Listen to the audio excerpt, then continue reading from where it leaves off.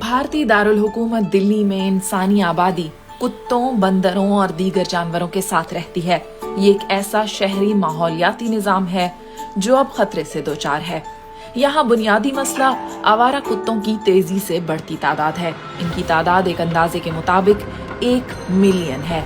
ये इंसानों के लिए एक खतरा बनते जा रहे हैं। जुलाई 2025 में दिल्ली में एक आवारा कुत्ते के काटने से 6 साला बच्ची रेबीज का शिकार होकर हलाक हुई। इस केस ने अवामी गम गुस्से को जन्म दिया और मीडिया में तूफान बरपा हो गया। इसके बाद आवारा कुत्तों से लाहक खतरात पर एक नई बहस छिड़ गई। हकाइक असल में इससे मुख्तलिफ हैं जो अब मीडिया में पेश किया जा रहा है। आदाद शुमार से पता चलता है कि रेबीज की वजह से 20,000 अमवात हुई हैं। बात की जाए हुकूमती सतह पर आदाद शुमार की तो रेबीज से होने वाली अमवात पूरे मुल्क में तकरीबन 56 है। अमवात फिर भी एक मसला है और हम इसे मामूली नहीं समझते। हालिया दिहाइयों में दिल्ली में कुत्तों की आबादी में तेजी से इजाफा हुआ है। पहले लोगों ने उनका एहतराम किया और उन्हें खाना खिलाया।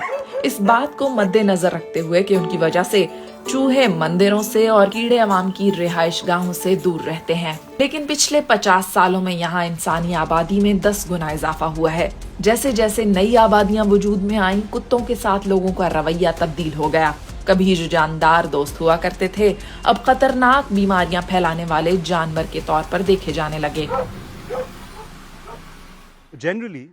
आमतौर पर मेटिंग सीजन में ये जानवर खतरनाक हो जाते हैं और आमतौर पर जब कोई इंसान उनके करीब से गुजरता है तो वो इंसानों को भी काट सकते हैं। एक बार जब मादा बच्चे पैदा करती है तो उनमें फिर से जारखाना रवैया देखा जा सकता है, क्योंकि वो अपने बच्चों की हिफाजत के लिए ये जरूरी समझती हैं। इसका एक पहलू ये भी है कि इंसानों की वजह से मौसमियाती तब्दीलियां रूनुमा हो रही हैं। दिल्ली में मौसम गर्मा में अब दर्जा हरारत मामूल से ज्यादा होता है और ये गर्मी बर्दाश्त करना कुत्तों के लिए मुश्किल हो जाता है और ये भी एक वजह है उनके इस जारहाना रवैये की। फिर शहरी माहौलियाती निजाम की बात की जाए तो जब आवारा कुत्ते भूखे होते हैं तो वो परिंदों का शिकार करते हैं। साथ ही दिल्ली के कचरे के नाकिस इंतजाम से भी बहुत मसाइल जन्म ले रहे हैं। ये शहर रोजाना 11,000 टन से ज्यादा ठोस फुजला पैदा करता है। ये गार्बेज डंप यार्ड्स आवारा जानवरों के लिए एक खुले बुफे की तरह हैं। कचरे के ढेर जहरीले प्लास्टिक से भरे हुए हैं, ताहम ये उन जानवरों के लिए खुराक का एक जरिया रहेगा और आपको कचरे के इर्द गिर्द आवारा कुत्ते भी नजर आएंगे।